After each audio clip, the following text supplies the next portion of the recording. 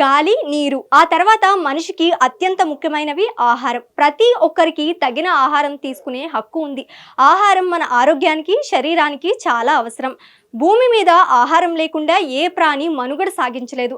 అందుకే మన పెద్దలు ఆహారాన్ని వృధా చేయకూడదని అంటూ ఉంటారు. వైవిధ్యం, పోషణ, స్తోమత, భద్రతతో కూడిన పోషక విలువలున్న ఆహారం అందరికీ అందాలి.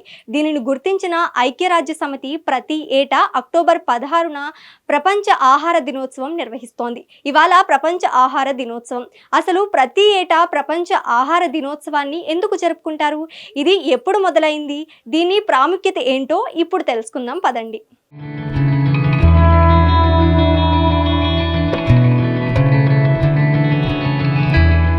1945 అక్టోబర్ 16న ఐక్యరాజ్య సమితి ఆహార వ్యవసాయ సంస్థ స్థాపించబడింది.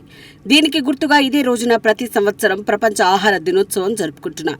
ఈ ఏడాదితో ఐక్యరాజ్య సమితి 80వ వార్షికోత్సవాన్ని జరుపుకుంటోంది. పేదరికం, యుద్ధ సంఘర్షణలు, వాతావరణ మార్పుల కారణంగా లక్షలాది మంది ఆహార భద్రతతో బాధపడుతున్నారు. 2030 నాటికి ఆకలిని అంతం చేయాలనే లక్ష్యంతో FAO పనిచేస్తోంది. ప్రపంచంలో ఉత్పత్తి అయిన మొత్తం ఆహారంలో 1/3 వృధా అవుతోందని పలు గణాంకాలు చెబుతున్నాయి. ప్రపంచవ్యాప్తంగా 2021లో ఉత్పత్తి అయిన ఆహారంలో 19% వృధా అయినట్లు ఒక నివేదిక తెలిపింది. దీని పరిమాణం 105 కోట్ల టన్నులుగా లెక్కబెట్టారు. ప్రతి మనిషి ప్రతి ఏటా 79 కేజీల ఆహారాన్ని వృధా చేస్తున్నట్లు నివేదిక వివరించింది. ఇది ప్రపంచవ్యాప్తంగా రోజుకు 100 కోట్ల భోజనాలకు సమానమని ఐక్యరాజ్య సమితి తెలిపింది.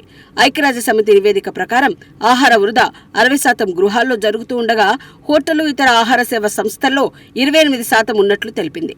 భారతదేశంలో ఏటా 68 మిలియన్ టన్నుల ఆహారం వృధా అవుతోంది. ఆహార వృధాను అరికట్టేందుకు ప్రపంచవ్యాప్తంగా అన్ని దేశాలు చర్యలు చేపట్టాయి.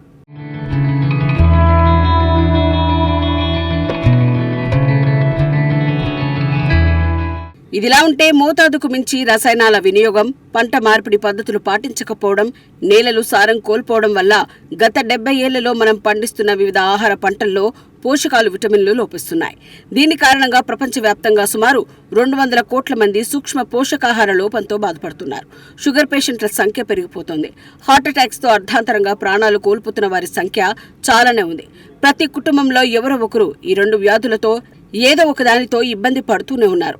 అంతేకాదు 2050 నాటికి ప్రపంచ ఆహార డిమాండ్ను తీర్చాలంటే ఇప్పుడున్న భూమి నుంచే 60% వ్యవసాయ ఉత్పత్తులు పెరగాల్సిన అవసరం ఉంది.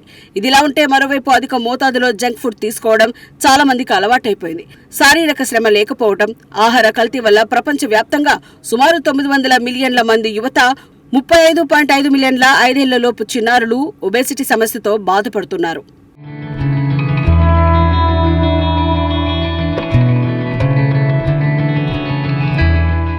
మరోవైపు సుస్థిరమైన ఆహార వ్యవస్థలను పెంపొందించడంలో ఎన్నో సవాళ్లు ఎదురవుతున్నాయి. ముఖ్యంగా వ్యవసాయ భూమి తగ్గిపోతోంది.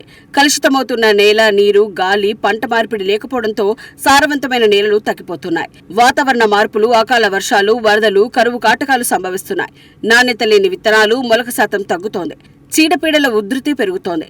పెట్టుబడి రుణాల భారంతో లాభసాటి ఆదాయం లేక రైతులు కుదేలవుతున్నారు. జనాభా వృద్ధి రేటుకు తగ్గట్లుగా వ్యవసాయ ఉత్పత్తుల పెరుగుదల ఉండటం లేదు. యువత సైతం వ్యవసాయంపై పెద్దగా ఆసక్తి చూపడం లేదు.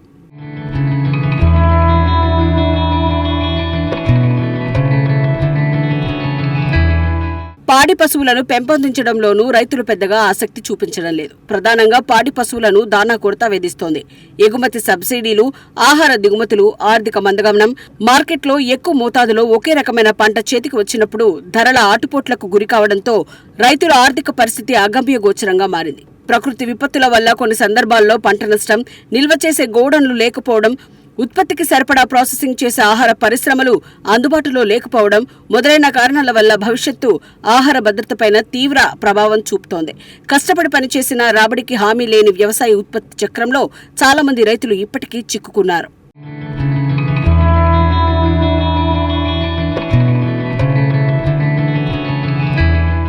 సమీకృత వ్యవసాయం, పంట మార్పిడి, వ్యవసాయ వ్యర్థాల నిర్వహణ, పంట ఉత్పత్తుల నిర్వహణను సమర్థవంతంగా నిర్వహించినప్పుడే ఈ సమస్యలన్నింటికీ చెక్ పెట్టొచ్చు. మార్కెట్ డిమాండ్ ఆధారిత ఆహార ఉత్పత్తులు పంట కోత అనంతరం నష్టాలను తగ్గిస్తూ పొలం నుంచి వంటశాల వరకు వ్యవసాయ గొలుసును పటిష్టం చేయాల్సిన అవసరం ఎంతైనా ఉంది. దేశంలో పండించే పంటలను పూర్తి స్థాయిలో వినియోగంలోకి తీసుకురావాలి. తద్వారా ప్రజలకు నాణ్యమైన ఆహారం లభించడంతో పాటు గ్రామీణ యువతీ యువకులకు ఉపాధి కల్పన జరుగుతుంది.